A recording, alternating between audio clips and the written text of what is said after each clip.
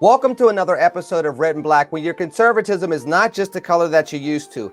I'm Lenny McAllister, and not only is this conservatism thing not just the color that you're used to, but neither is my shirt. It must be like super cool time, or the fact that I realize that I'm going to get eaten by a bear going camping with my 11-year-old. So I figured I should be stylish at least one time before this camping fiasco. Now, two people that should go camping and fill in for me that just won't because they're not parents of the year like I am. These two folks right here. First of all, the lady over on the far left, the one that's shaking her head, the one with the, I don't even know what that is that she's wearing. Are you going to the prom this weekend? Never mind. Called style, Lenny. And by the way, I do not camp anymore. The last time I went camping was the last time. I remember turning to my kids and my husband and saying, this is it for mom. Like, hotels from now on. I'm done sleeping on the ground. And by the way, I would like to tell our viewers, I know this shot is weird. I look naked, but I'm not. It's so hot here in California today, and my air is not working. So I'm melting.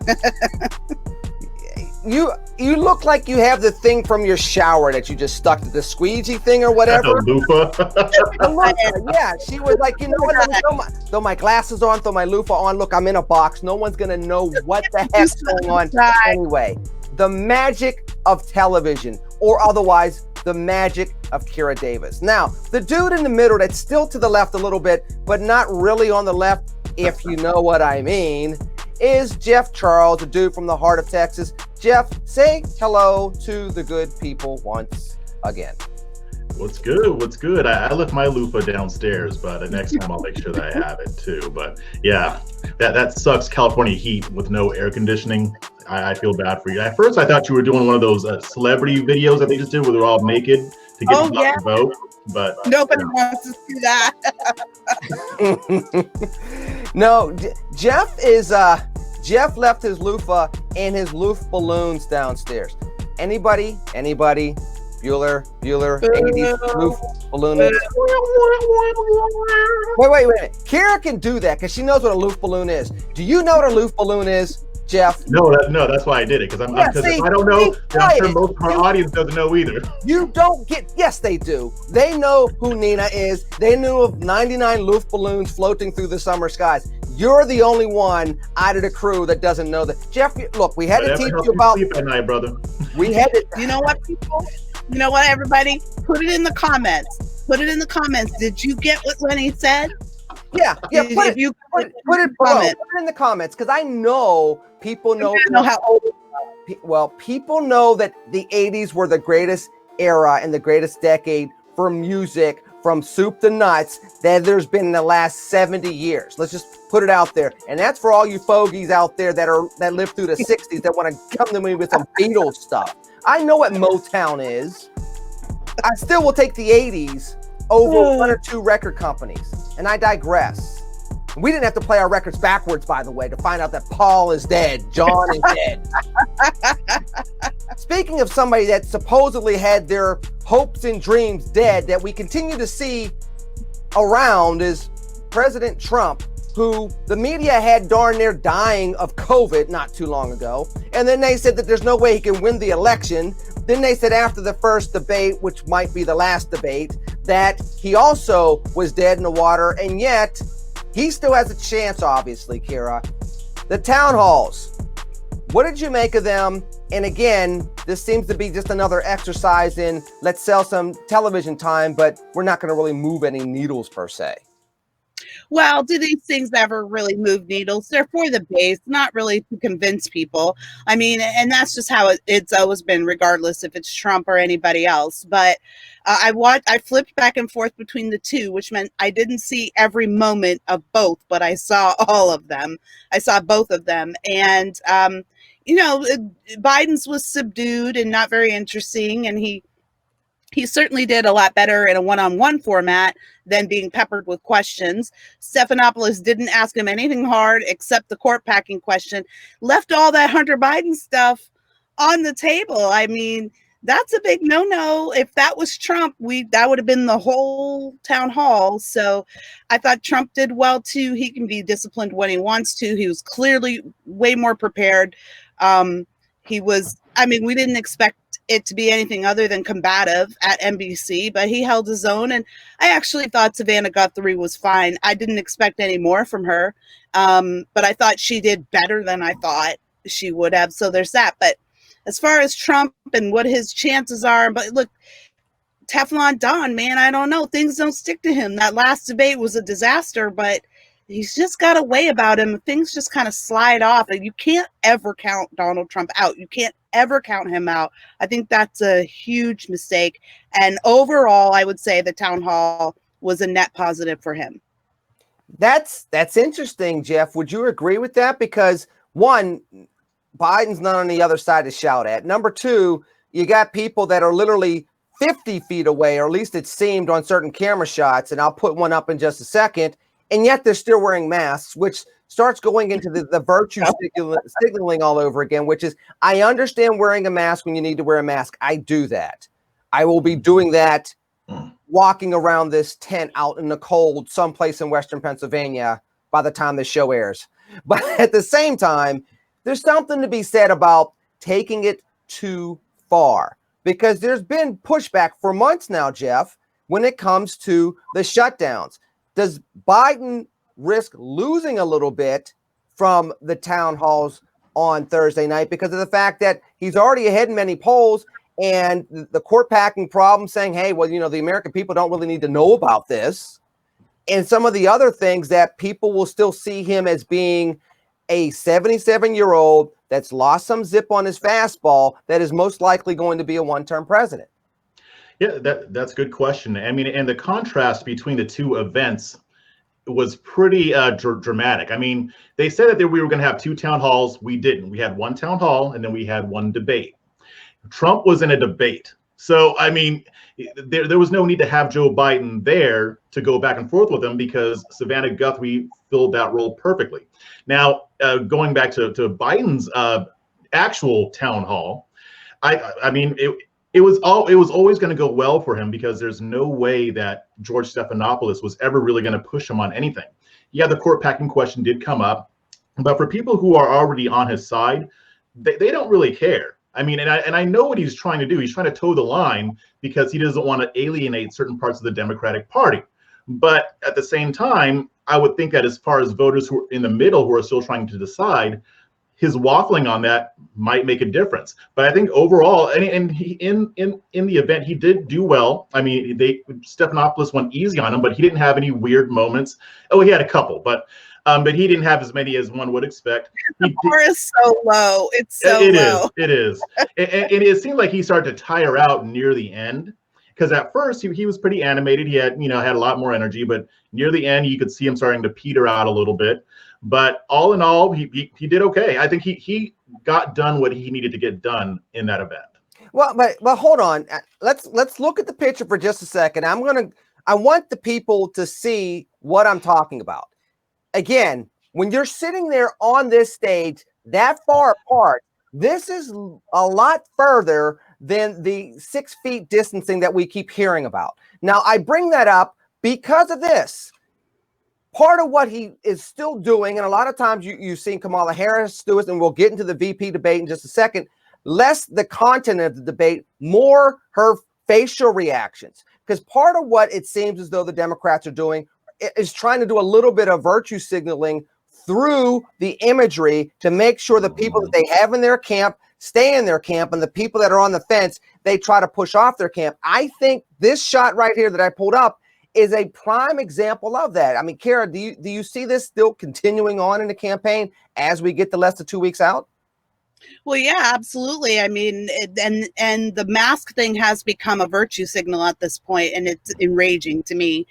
And it tells me that things aren't nearly as serious as we imagined them to be in the beginning of COVID. Because if you have time to moralize, if we were in such dire straits, there would be no arguments. The fact that there is an argument tells me that it's not nearly, and Trump keeps pointing it out, we were projected to lose 2.2 million people. I mean, we were looking at something that maybe we'd see people dropping dead in the streets, as we're walking. That's what it felt like at first.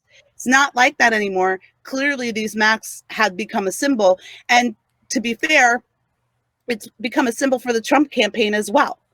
So it's not just them. Their signal is, look at us. We're for, to me, it says we're for buttoning you up and restricting you. That's what my artist mind sees when I see those masks. And then Trump's out there going, not masks, okay, I'll wear them when necessary if I'm in close quarters, but otherwise, no, I'm not going to run around looking like a wimp with a mask on. Come to the rallies. Like, we got treatments, vaccines are on the way. We're like, everything's fine. I'm 74 and not in the best health, and I got over COVID in 3 days. So we can do this, America. Both of those images are carrying great symbolic weight among the electorate right now, which I find to be wholly bizarre. And I guess just one of those things that adds to this being hashtag 2020. But who, I guess the real question then becomes, and I'm going to ask you both, Jeff, you first, then to the smart one. Jeff, you first, and you're just as smart as Kira. Who is it winning over, though? Because to Kira's point, Jeff, virtue signaling, no mask, works for the Trump folks just fine. Wear a mask, virtue signaling, works just fine for the Biden folks. But what those two camps are doing, is it impacting the non-decided voter at all? Or is it truly there are no undecided, non-decided voters in America these days because everybody's been so polarized for so long, they could have literally tattooed who they're voting for on their forehead in June? Yeah, I think there's still plenty of undecided voters. I think that there's not, obviously most people have made up their minds, right? But I think there's still a lot who are still trying to figure out which one they want.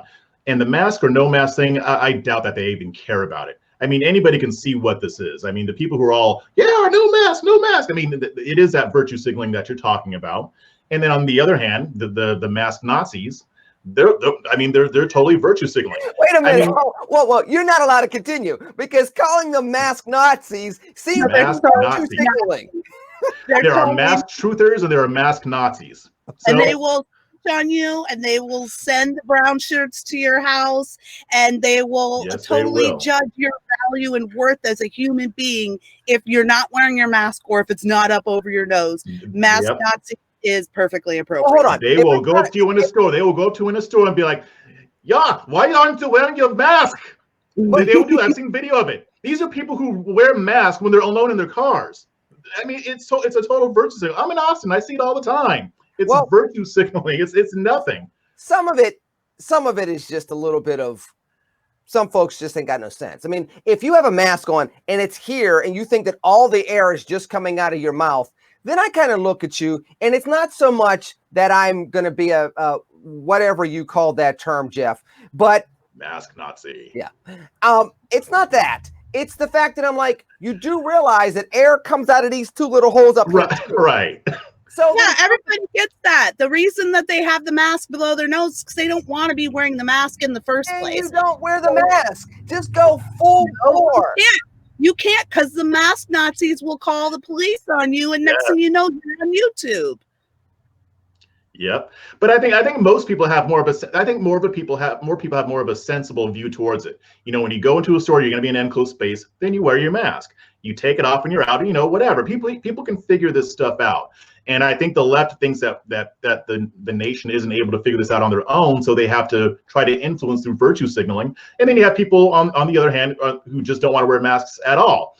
I understand both sides, but I think most people, even whether you're a Republican or a Democrat, most people fall somewhere in the middle on this. I don't think that everybody's an extremist. Even when Trump was doing his event and she asked him about it and she kept trying to push the issue, he said, "I'm okay with masks." But he obviously wasn't going to use it to virtue signal. He's like, "I'm okay with masks." There's some science goes both ways. Some people are saying they work fine. Some people say they have some issues. Others are somewhere in the middle. And he acknowledged that. Guthrie, his debate opponent, did not like that. But in the end, he ended up, he gave the answer that he should have given. He didn't say anything against masks. He just said, this not what you guys are trying to tell the nation it is, basically. So Can I tell you what my answer would be if I were the president on this mask issue? My answer would be that at some point, all of this safety must be up to the individual. It must be up to the individual American. At some point, we've got to get back to our lives. And if you feel safe wearing a mask, then you have every right to wear one out. And if you don't want to wear a mask for whatever reason, you have every right. We trust you to take what we've learned from the beginning of this disaster and to apply it to your life reasonably and respectfully, because you're Americans, and I believe that the American citizen knows how to take care of themselves better than a big, bad, faceless bureaucracy. But is that not what they've been trying to say for months? And the counter argument is because it's so contagious that we have a responsibility to take care of each other, and that's the reason why we wear the mask. And all we're asking that is if you're in a congested space, that you wear the mask, not just to keep yourself safe, but to keep other people safe. Ask it. Well, this is the problem with living in a free country, isn't it? Is that people are free to make bad decisions too. It is not the government's job to legislate your good decisions. It's not. And I'm sorry. Sadly, it means that sadly, sometimes you drink and you drive, and sometimes people get hurt. There's a law against that. Hold on, Kira. There's a law against that. There's not a law there is not a law that says you have to go and sit on top of every person while they're drinking and make sure you know exactly what choices they're going to make from the time they do that to the time they get in the car. No, bars are literally, there are states where if you are a bartender and you see somebody that's not capable of driving and you let them walk out of that bar anyway, that business can be liable. You don't follow that person and then monitor everything they do from the moment they pick up a drink. That's not your job. But besides, I don't even think these things are equitable. I don't think we can equate them, because the point of the matter is that in a free society, at some point, people are going to have to make their own decisions for their own businesses. And then you as an individual make your decision. If you don't feel safe going into this business that doesn't clean properly or that doesn't require masks, then you don't go. This idea that we need to keep quarantining the healthy for some weird utopia we get to where there's no such thing as a virus. It's ridiculous. It's shameful. I think it's killing this country. I think it's having a grossly outsized effect on our children. And no, you don't need to mandate masks. I'm sorry, you don't. And I'm sorry that some people won't wear them where they should. But you stay out of those places. It is not on the onus of everybody else to force you to make the right choice. That's a dangerous idea. It's gotten to the point where the cure is worse than the illness. I mean, that's where we're at right now. Two questions. Number one, if people go in without masks and it's a grocery store and they're over the produce and they can contaminate food, is that something that innocent Americans that are healthy should have to suffer because somebody that may or may not be sick wants to take that risk? And number two, you're saying it's up to the business. And number two, I would ask you, both rhetorically and a little bit of cynically, when's the last time you've seen somebody smoke a cigarette in Applebee's? The reason why is because the government has been, and the American people have authorized the government to be able to tell people you can have that individual right to smoke, but you can't spread lung cancer to everybody in this establishment. You're right. I think smoking laws are BS too, by the way. That's my libertarian streak coming out, because it is, again, that's something that's up to the business. Casinos, you can smoke in casinos. If you walk into a casino, it's like, it's foggy, absolutely. You know what? If you don't like it, you don't go to that casino. What if you market your bar? So this is a non-smoking bar, and that's how you market it. And then if you don't want to go to the smoking bar, you find a non-smoking bar, and that's the hook to get your customers in. These are decisions the government doesn't need to be making for us. The free market can take care of these things. Hold on. First of all, Kira wants me to drop dead. And the reason why I know she wants me to drop dead, because she started rolling her neck. You all, we can't run back the tape. But you all out there, when you watch this, run it back 45 seconds, you'll see her head start going like this. You can tell that she's about to put that finger up like this too. Truly did come out. So now Kira wants me to drop dead.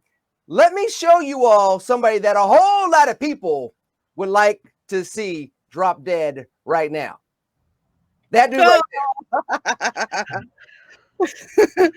Ice Cube I mean, look, if you'd have told a joke in 1989 saying, how many Republican speaking to folks would you find in NWA, there would be some type of profanity said, and then somebody might shoot at you.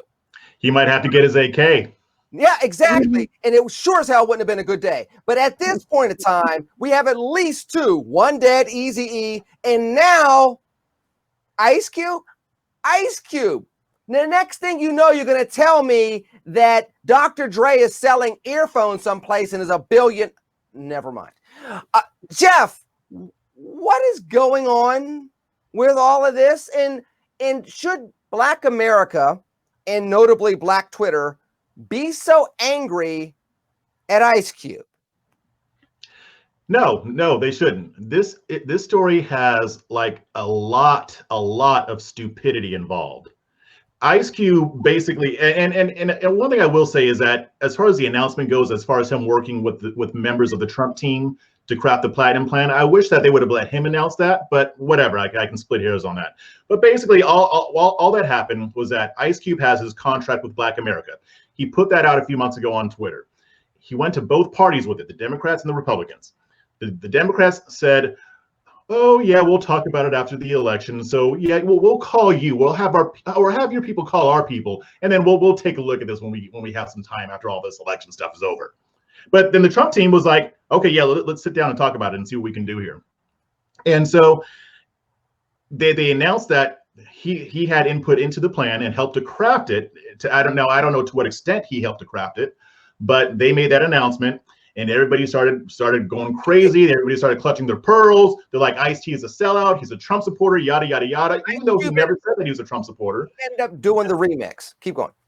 Yeah. And so they went off on him. They were all crying and gnashing their teeth, and it was horrible. Then he comes out and he confirms and says, I spoke to both Democrats and Republicans. The Democrats said to talk to me after the election. And the Republicans said, we can talk about this. They took some of my input and they implemented some of that into their plan. They made some changes based on what I said. And that's it. He sent out another tweet saying, I have not endorsed anybody for president. And that's all it was. I went to both parties to see what we can get, because if the government is going to make right what it did wrong, then it's going to require both parties, not just one. So he's the adult in the room. He's smart. And these emotional people on the left, white and Black and otherwise, went after him, again, accusing him of being a Trump supporter, making up all kinds of lies. And it's just a whole mess. And what I love about Ice Cube is that he's not backing down. He's doubling down on what he did. And I hope he continues to do it. Kara, why are these folks acting like they're scared of losing an election?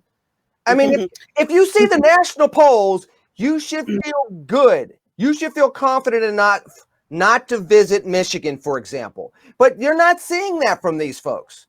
What you're seeing is every time something like this happens, it's like they're going after him as if he is literally trying to take people's families out and rob their houses when they go on vacation.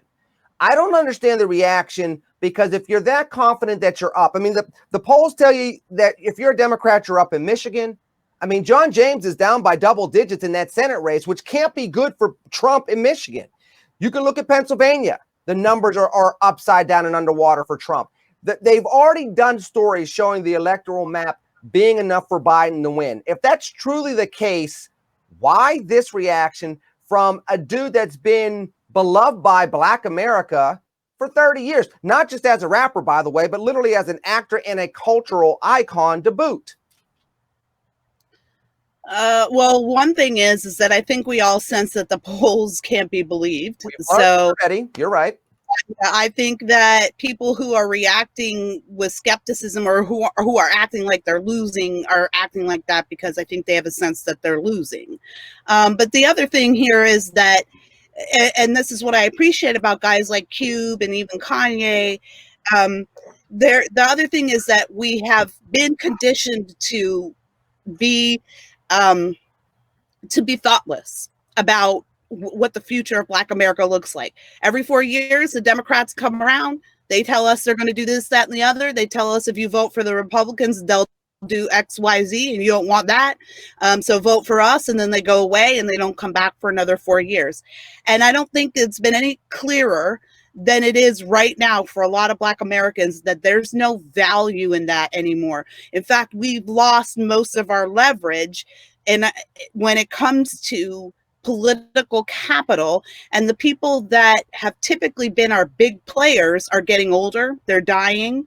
And suddenly we're looking at a landscape in which Black Americans also aren't the most influential minority on the Hill. We're kind of losing that influence to other minority groups. And we seem to just be handing it over because we're not willing to have our vote worked for. And that's what Cube is saying. You have to work for our vote. And by the way, it doesn't behoove us to have all our political capital in one party. You don't have to feel like the world is ending when Republicans get into office if you are equally represented in the Republican Party. If you know that maybe we disagree on some ideas or policies, but hey, at least there's a lot of Black folks in the Republican Party, and at least we know we're at the table. At least there's somebody that looks like us there. Then you don't have to feel like the whole world is ending because your guy didn't win.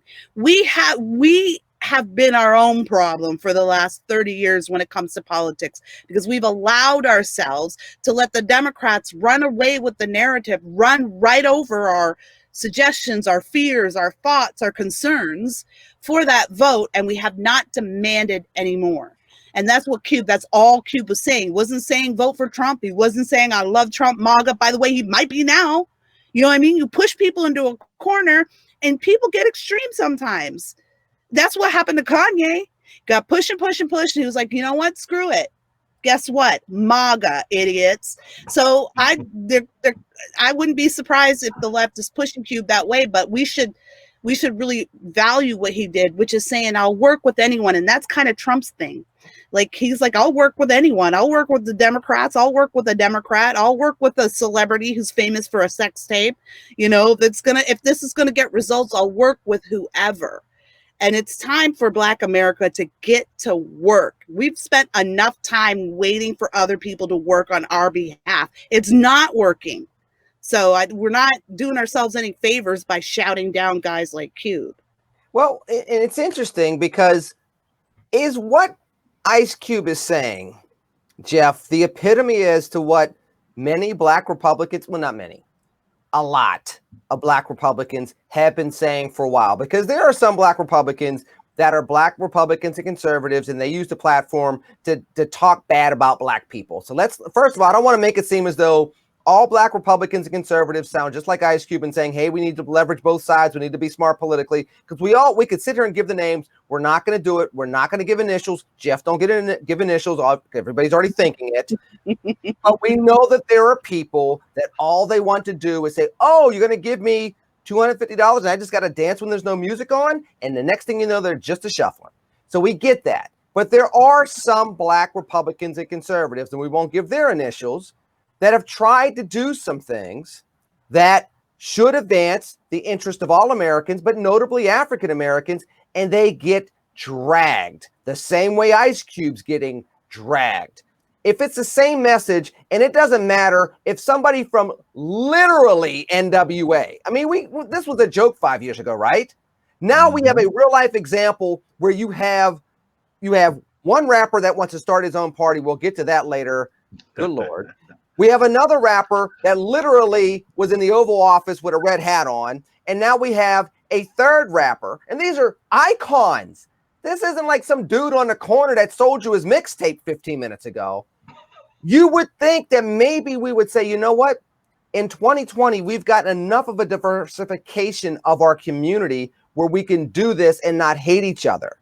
What are we missing, Jeff? And does this ever pivot? I mean, hell, we pivoted into a Black president 12 years ago. We pivoted into Donald Trump being president 4 years ago. Can't we pivot away from this kind of malice?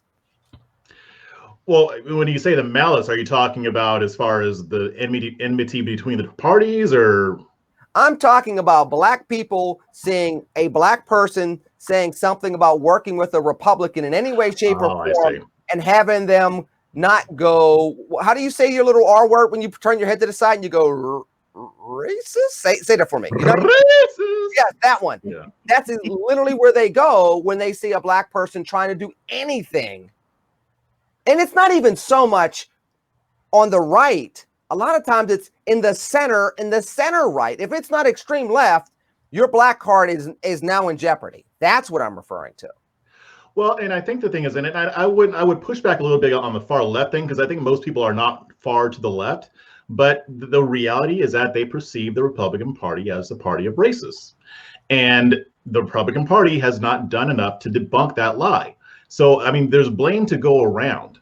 I mean, that's why one of my priorities is to try to change things on the right so that we can get into a position where we are competing and that more black people are willing to come over to the Republican side so that the black community has more power. I'm not doing this for the Republicans. I'm doing this for the black community. I wouldn't want 90% of black people to vote Republican, because the Republicans will do exactly what the Democrats are doing now. So the perception that is had, whether it's fair or not, because I think some of it's fair and most of it is not, it's coming because only one party actually talks to black people. Now, Trump has changed that. Now, we can argue about whether he's the right vessel for that message, but the fact is, it is what it is. He's here. He's got his platinum plan. There's some issues around that, but he put it out there. Now, he could have been anybody. It could have been any Republican president that did that, and he's going to be distrusted because of the history of what's gone on. But if this continues to happen, if the Republican Party continues to make overtures towards the black community, and they do it in a way that is genuine, and they do it in a way that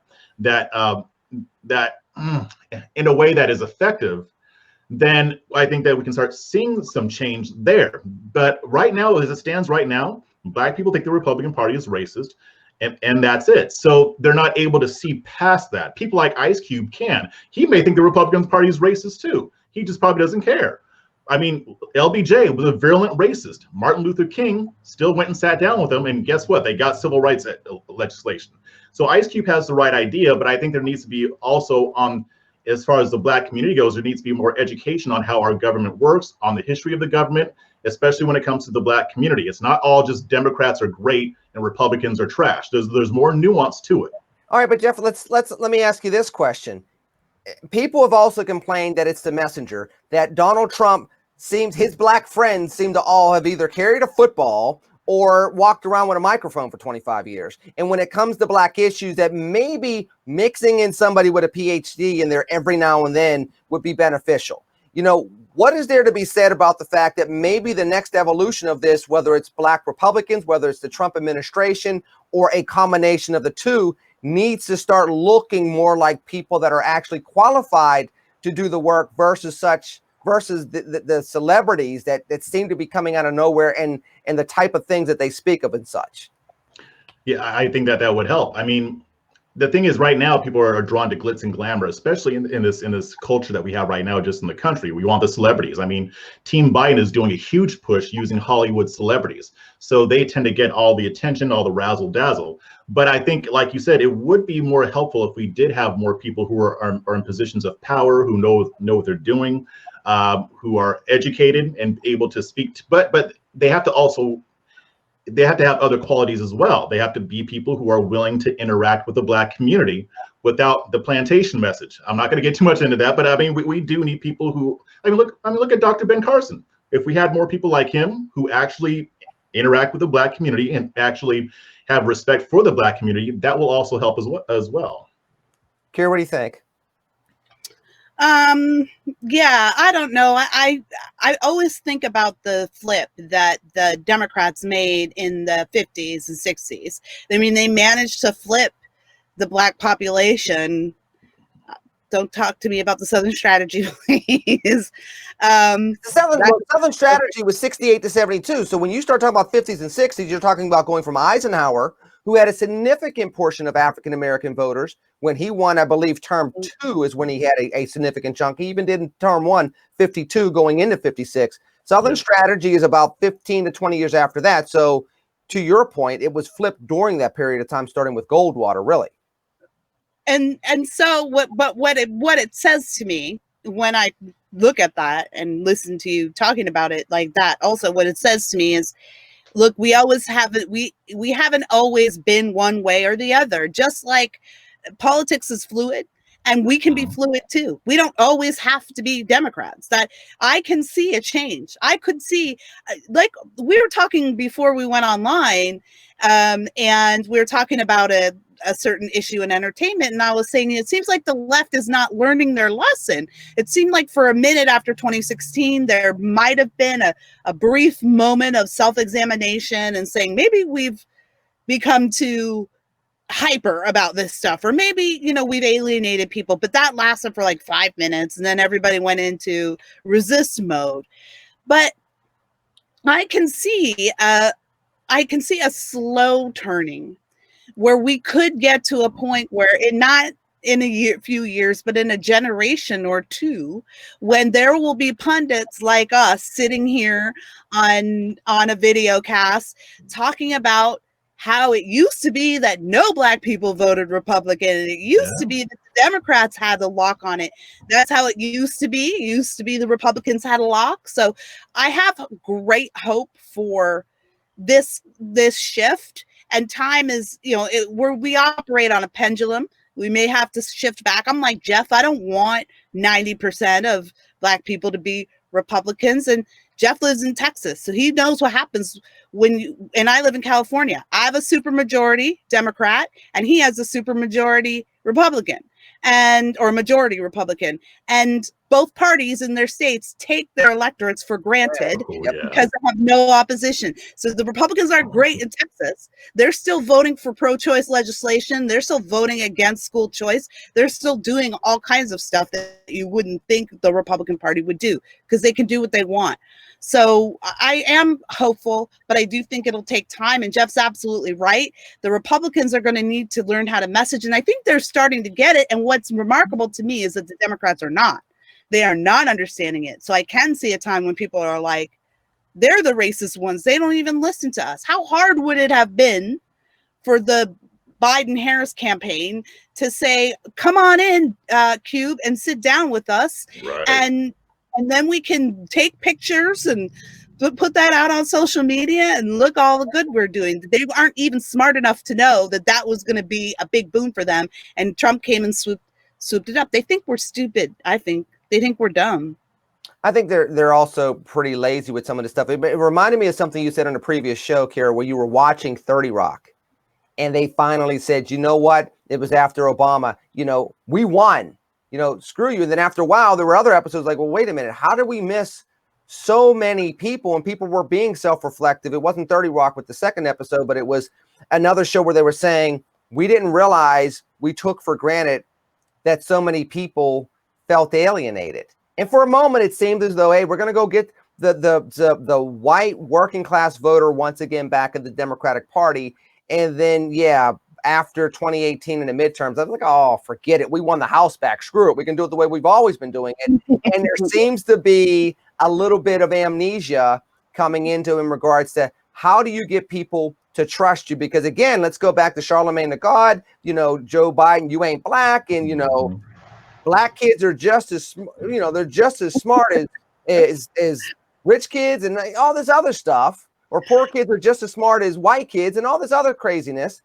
And the fact that, people were pushing back, but in pushing back, they're looking at this and saying, we're pushing back, and they may not feel as though they still have an option. Now, to the lady that was making the faces, before we go to another lady that was making faces a few weeks ago, you talked about this changing in 1 to 2 generations. That's a long time to be doing your podcast. Just listen to yourself. But if you're going to go on for like 50 years like Cronkite, then congratulations. Jeff will give you the gold watch, and I'll make sure I've bought stock. Just make me rich. That's all I care about. Jeff can give you the prizes. Well, if Nancy Pelosi can stay in Congress for 100 years, I can do a podcast for 20 or 30. I can do it. That's very true. I mean, Biden's 77, and he's trying to have the presidency. So all I'm saying to you is this: if you start kneeling with Kintakoff on to try to virtual signal in that way, then we're done with you. That's how I've been kidnapped, and that'll be like my signal, like that something's not right with Kiro. Right. There you go. A bunch of white people with Kente cloth on. Listen to yourself and look at me. Please come get me. Anywho, speaking of people that were saying, just look at me with what they were doing. I know we didn't have a chance to touch on it, but I want to get to that before we talk about Diddy's new adventure, which has nothing to do with taking a song from the 1970s and remixing it again and again and again and again. Kamala Harris in the debate with Vice President Pence. Everybody's talked about The Fly. I get it, and SNL did it, and hooray, hurrah, it's funny, or maybe it wasn't funny.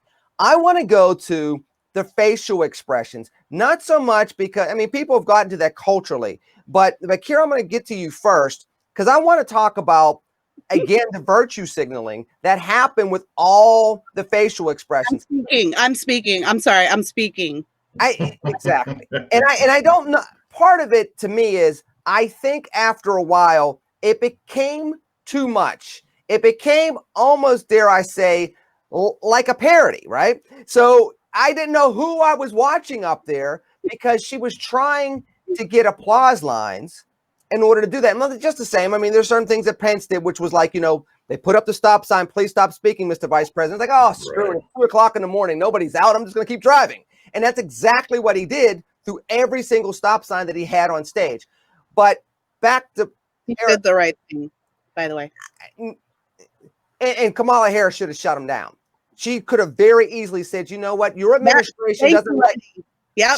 You know what, Mr. Vice President, your administration has a horrible time listening to the rule of law, whether it's the Constitution or the will of the American people. And here you are once again displaying it by continuously continuing to talk when you've been asked to stop. Now, unlike what you've done for the last 4 years, can you please follow the rules for just another 90 minutes? She didn't have it to give. That's why. Because and this goes to my point, Kira. I think what they told her was, and I want you to talk on this real quick, rather than some type of pithy reply when he did that, which, by the way, she's a prosecutor, she should be able to think on her feet. Instead, they felt like the gesturing and the facial expressions were going to tell the story. And after a while, it came across as flat.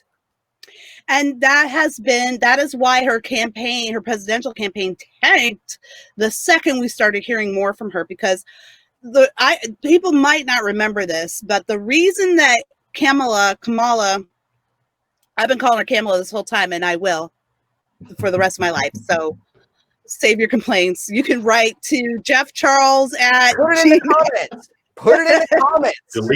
Delete, blocked and reported.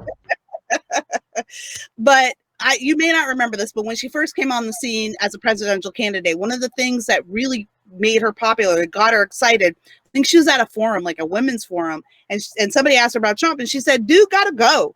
And everyone was like, oh my gosh, she's a politician. She just said, dude, gotta go. So it had some kind of pop culture ripples. And then she brought it to the debate stage, to the candidate stage, and all she had was, dude, gotta go.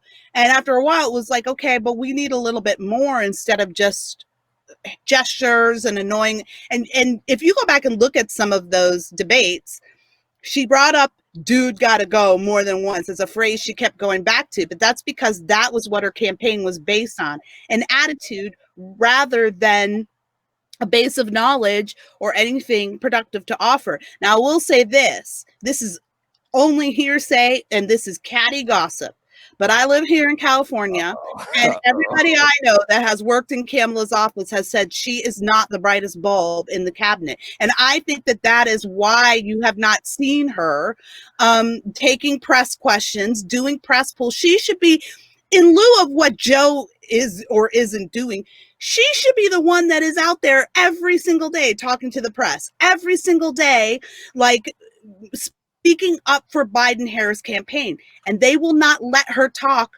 to a press unless the questions are pre-approved.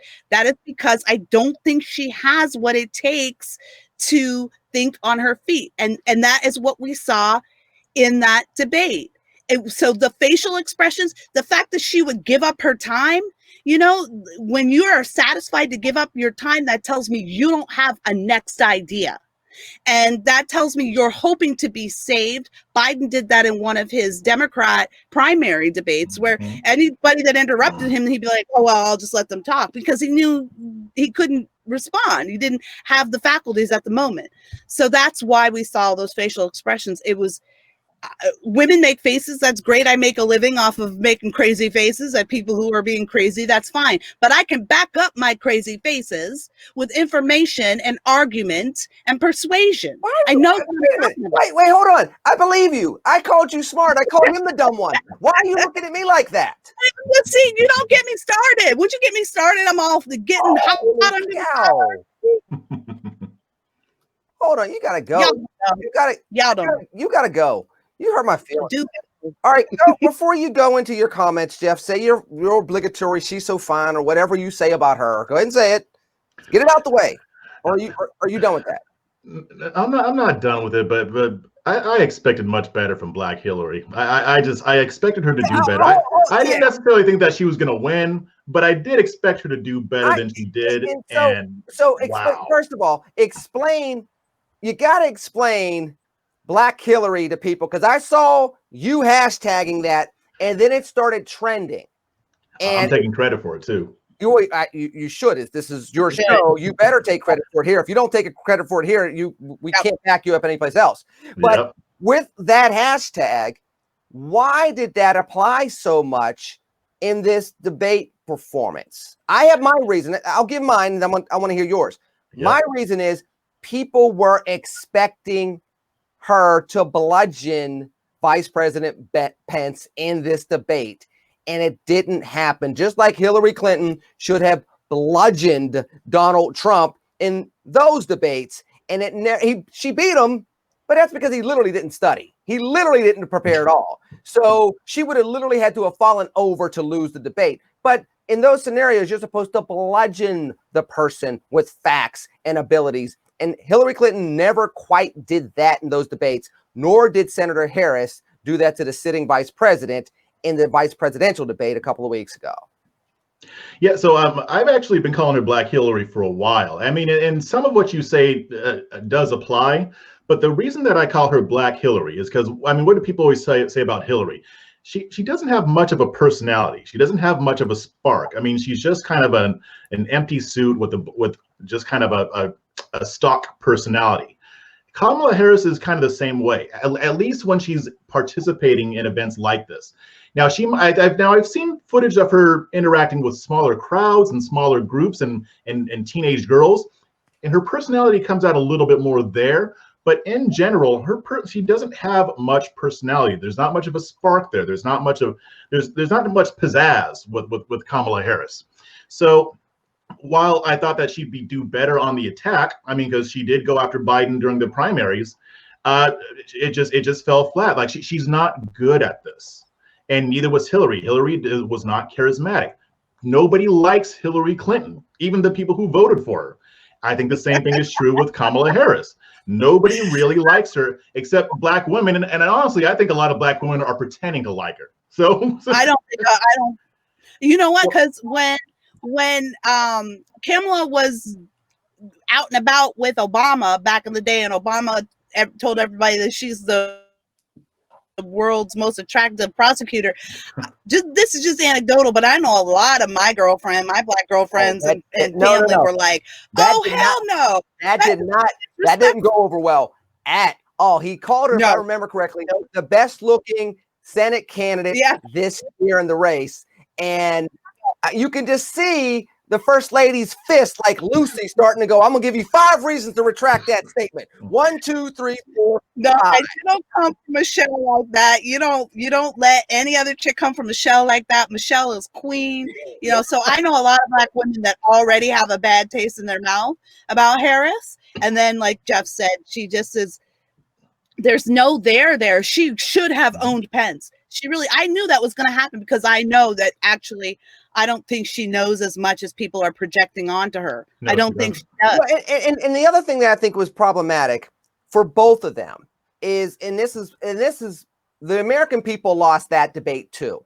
Not as much as the presidential debate, but they lost because, again, Jeff, if I ask you why you're wearing an orange shirt, and the answer is because I had roast beef for dinner, and it's because the pizza shop in Omaha, Nebraska closed down 3 years ago because of a rainstorm, And I go, what? Yep. And then it goes on to Kira. We've learned nothing about where you got the darn shirt from or why you like that color or anything else. They were doing the same things. They were shoehorning talking points as much as they possibly could. And for Senator Harris, who has not been in office for 4 years in a presidential administration like Pence has been, she had to show how she is a better VP than the current VP. Again, it's like boxing. You got to knock out the champ. You go to a decision, the champ's going to win on points. And once again, I just felt like she was more inclined to come out with prepared talking points. And when you're the person that's trying to knock somebody out, and again, I understand they're up in the polls. The last thing they want to do is have her make a mistake and cost them points. But she's also supposed to be like the closer in baseball. I know, Kira, you got to go ask your husband, but ask him about closers in baseball. I watch baseball. There you go. This is like the rest of the sports balls. There you go. Exactly. This is like not space balls, folks. Sports balls. She's supposed to be the closer. You're ahead. You make sure there's no possible way they can win. You don't try to not lose. And that's what she did. And here we sit. And then, of course, back to Ice Cube. As soon as Ice Cube comes out and says, well, I'm going to work with both parties, people that should be very secure in winning start acting like they're losing. But you know what? At least in 4 years, they don't have to worry about Republican or Democrat. They don't have to worry about Kanye or Cube because we got Diddy. Oh, yes. So, bad boy. So, of course, because politics is full of bad boys anyway. And now Diddy's launching a political party. More political parties, more problems. Good. I just sound like mom.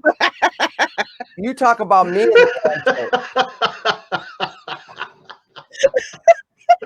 I'm contractually obligated to continue the show for 3 more minutes. But folks, if I didn't have to, I would pull a Senator Harris and yield my time during this aspect of the show. And okay, fine. Y'all don't know nothing. Y'all don't know nothing.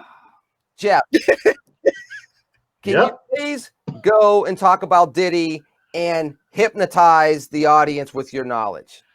I'd rather not. I mean, here's my thing. I mean, it's hard to take this seriously. I mean, and I'm always like that cynical person. I mean, with Kanye, I still don't take him seriously. He's not running for president. I don't care what anybody says. Diddy, same thing. No, he's the serious. No. Yeah. Now, Kanye is now the VP candidate on George Wallace's old party's ticket. But he's not, though, because it's not serious. He's not. This isn't a serious thing. It's about as real as him being ahead of Biden in Kentucky. But I mean, the thing with Diddy, I mean, I don't have a problem with people like him being political and stuff like that. I think we need more of that. But this ain't it, Chief. I mean, because he's talking about a black political party. What kind of sense does that make? What would this political party do?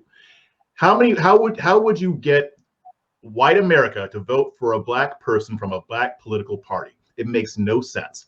Now, if there's sort of like a black political organization or like a super PAC or something like that, now I can say, okay, Diddy, let's see what you're up to.